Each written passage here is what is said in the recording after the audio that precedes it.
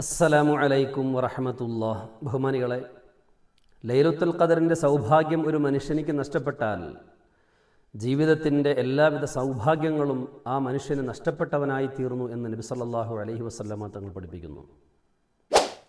അബൂ ഹുറൈറ റളിയല്ലാഹു തആല അൻഹുവിനെ തൊട്ട് റിപ്പോർട്ട് ചെയ്യുന്ന ഹദീസിൽ കാണാം, ഖാല നബി സല്ലല്ലാഹു അലൈഹി വസല്ലം ഖദ് ജാഅക്കും ഷഹ്റുൻ അളീമുൻ മുബാറകുൻ.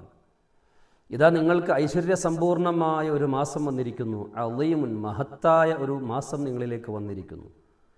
ഫീഹി ലൈലത്തുൻ, ആ മാസത്തിൽ ഒരു രാത്രിയുണ്ട്.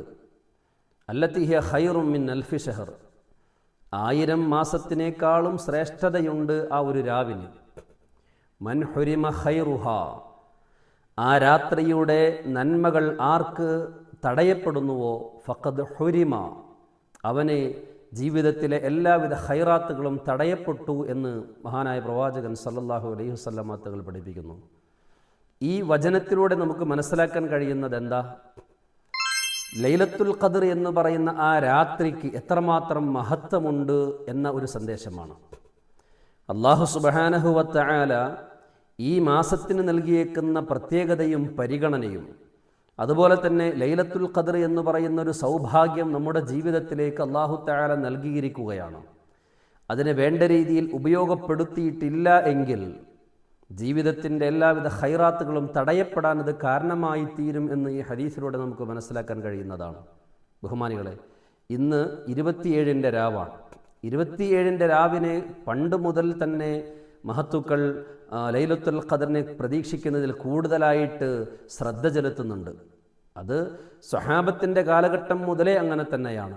മഹാനായ ഉമർ ബിൻ ഖത്താബ് റളിയല്ലാഹു തആല അൻഹു ഖലീഫയായിരിക്കുന്ന സമയത്ത് മുഹാജിറുകളായ സഹാബത്തിനെയൊക്കെ ഒരുമിച്ച് കൂട്ടിയിട്ട് ലൈലത്തുൽ ഖദറിനെ കുറിച്ചുള്ള ഒരു ചർച്ച നടത്തി. ഓരോരുത്തരും അവരുടേതായ അഭിപ്രായങ്ങൾ രേഖപ്പെടുത്തി. ഉമർ ബിൻ ഖത്താബ് റളിയല്ലാഹു തആല അൻഹു അധ്യക്ഷനായിരിക്കുന്ന സദസ്സിൽ മഹാനായ ഇബ്നു അബ്ബാസ് റളിയല്ലാഹു തആല അൻഹു നിശബ്ദനായിരിക്കുന്നതായിട്ട് ശ്രദ്ധയിൽപ്പെട്ടു. ഉമർ റളിയല്ലാഹു തആല അൻഹു ചോദിച്ചു, സദസ്സിൽ ഇബ്നു അബ്ബാസ് റളിയല്ലാഹു അൻഹു എന്താണ് ലൈലത്തുൽ ഖദറിനെ കുറിച്ച് അഭിപ്രായമൊന്നും പറയാത്തത്? ആ സമയത്ത് ഇബ്നു അബ്ബാസ് റളിയല്ലാഹു തആല അൻഹു സംസാരിച്ചു. ഖലീഫയുടെ പ്രത്യേകമായ അനുമതി പ്രകാരം ഇബ്നു അബ്ബാസ് റളിയല്ലാഹു തആല അൻഹു സംസാരിക്കുകയാണ്. മഹാനുകൾ പറയുന്നു, ഇന്നല്ലാഹ വിത്റുൻ യുഹിബ്ബുൽ വിത്ര, അള്ളാഹു ഏകനാണ്, അള്ളാഹു ഒറ്റയാണ്, ഒറ്റയെ അവൻ ഇഷ്ടപ്പെടുന്നു, ഏകത്വത്തെ അവൻ ഇഷ്ടപ്പെടുന്നു എന്ന് പറഞ്ഞിട്ടാണ് ഇബ്നു അബ്ബാസ് റളിയല്ലാഹു തആല അൻഹു തൻ്റെ സംസാരം തുടങ്ങുന്നത്. എന്നിട്ട് പറയുന്നു, അള്ളാഹു സുബ്ഹാനഹു വ തആല ആകാശങ്ങളെ 7ആയിട്ട് സംവിധാനിച്ചിരിക്കുന്നു, ഭൂമിയെയും അള്ളാഹു തആല 7ആയിട്ട് സംവിധാനിച്ചിരിക്കുന്നു. പല കാര്യങ്ങളും അള്ളാഹു തആല 7ലായിട്ട് സംവിധാനിച്ചിട്ടുണ്ട്. മനുഷ്യൻ്റെ സൃഷ്ടിപ്പ് തന്നെ 7 ഘട്ടങ്ങളിലായിട്ടാണ് അള്ളാഹു സുബ്ഹാനഹു വ തആല പൂർത്തീകരിച്ചിരിക്കുന്നത്.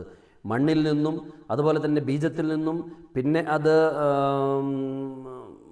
രക്തക്കട്ടയായും, പിന്നെ മാംസക്കട്ടയായും, പിന്നെ ആ മാംസത്തിൽ എല്ല് പൊതിഞ്ഞും, പിന്നെ എല്ലിൽ ഇറച്ചി വന്ന് പൊതിഞ്ഞും, പിന്നെ 7ാമത്തെ ഘട്ടം, പിന്നെ അതിലേക്ക് റൂഹ് വന്നും, ഇങ്ങനെ 7 ഘട്ടങ്ങളിലായിക്കൊണ്ട് ഒരു ആയത്തിൽ അതിനെക്കുറിച്ച് അല്ലാഹു സുബ്ഹാനഹു വ തആല നമുക്ക് പഠിപ്പിച്ചു തരുന്നുണ്ട്. ഇൻഷാ അല്ലാഹ് സാന്ദർഭികമായിട്ട് നമുക്ക് പിന്നീട് മനസ്സിലാക്കാം. എന്നാൽ 7 ഘട്ടങ്ങളിലായിട്ടാണ് അല്ലാഹു സുബ്ഹാനഹു വ തആല മനുഷ്യ സൃഷ്ടിപ്പ് പൂർത്തീകരിക്കുന്നത്.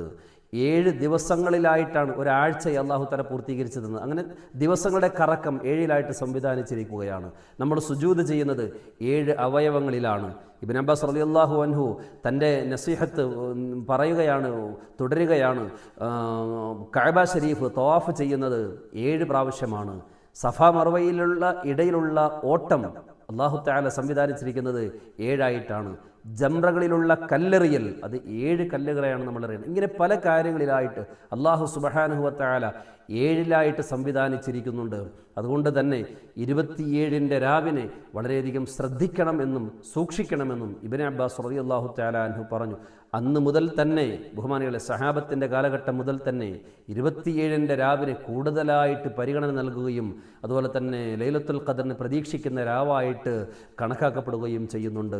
നമ്മുടെയൊക്കെ മഹല്ലുകളിൽ ലൈലത്തുൽ ഖദറിനെ കുറിച്ചുള്ളതായ, ലൈലത്തുൽ ഖദറിനെ പ്രതീക്ഷിച്ചു കൊണ്ടുള്ളതായ അമലുകളും മറ്റ് പ്രവർത്തനങ്ങളൊക്കെ ഉണ്ടാകുമ്പോൾ കഴിയുന്ന രീതിയിൽ നമ്മൾ ഓരോരുത്തരും അതിൽ സഹകരിക്കുക, ഭാഗവാക്കാവുക. സ്ത്രീകളെ സംബന്ധിച്ചിടത്തോളം വീടുകളിൽ ലൈലത്തുൽ ഖദറിനെ പ്രതീക്ഷിച്ചുകൊണ്ട് ലൈലത്തുൽ ഖദർ കിട്ടാൻ പറ്റുന്ന കാര്യങ്ങൾ എന്തൊക്കെയുണ്ടോ അതിനു വേണ്ടിയുള്ള പരിശ്രമങ്ങൾ നടത്തണമെന്ന് സാന്ദർഭികമായിട്ട് ഉണർത്തുകയാണ്. കാരണം ലൈലത്തുൽ ഖദറിൻ്റെ സൗഭാഗ്യം നഷ്ടപ്പെട്ടു കഴിഞ്ഞാൽ ഖൈറാത്തുകൾ ഒരുപാട് നഷ്ടപ്പെടുമെന്ന പ്രവാചക വചനത്തെ വേണ്ട രീതിയിൽ മുഖവിലക്ക് നാം എടുക്കേണ്ടതുണ്ട്. അല്ലാഹു സുബ്ഹാനഹു വ തആല വിശുദ്ധ റമദാൻ ശരീഫ് കൊണ്ട് വിജയിക്കുന്നവരിൽ നമ്മയും നാമുമായി ബന്ധപ്പെട്ട എല്ലാവരെയും ഉൾപ്പെടുത്തി അനുഗ്രഹിക്കുമാറാകട്ടെ. നമ്മുടെയും ബന്ധപ്പെട്ടവരുടെയും ദുആ കൊണ്ട് ഏൽപ്പിച്ചവരുടെയും എല്ലാ വിഷമങ്ങളും പ്രയാസങ്ങളും മാറ്റി അല്ലാഹു സലാമത്ത് പ്രദാനം ചെയ്യുമാറാകട്ടെ. നമ്മുടെയും അവരുടെയും ആഖിബത്ത് അല്ലാഹു നന്നാക്കി തരുമാറാകട്ടെ. പരീക്ഷ അഭിമുഖീകരിക്കുന്ന മക്കൾക്ക് ഉന്നതമായ വിജയം നൽകി അല്ലാഹു അനുഗ്രഹിക്കുമാറാകട്ടെ. നമ്മിൽ നിന്നും മൺമറഞ്ഞവർക്ക് അല്ലാഹു മഗ്ഫിറത്തും മർഹമത്തും നൽകുമാറാകട്ടെ. വിദേശ രാജ്യങ്ങളിൽ വിഷമങ്ങൾ അനുഭവിക്കുന്ന എല്ലാ സഹോദരങ്ങൾക്കും അല്ലാഹു സമാധാനം പ്രദാനം ചെയ്യുമാറാകട്ടെ. മുസ്ലിം രാഷ്ട്രങ്ങളിൽ അല്ലാഹു തആല എല്ലാവിധ സുരക്ഷിതത്വം നൽകി അല്ലാഹു അനുഗ്രഹിക്കുമാറാകട്ടെ. വാഖിറു ദഅവതിന അൽഹംദുലില്ലാഹി റബ്ബിൽ ആലമീൻ. അസ്സലാമു അലൈക്കും വറഹ്മത്തുള്ളാഹി വബറകാതുഹു.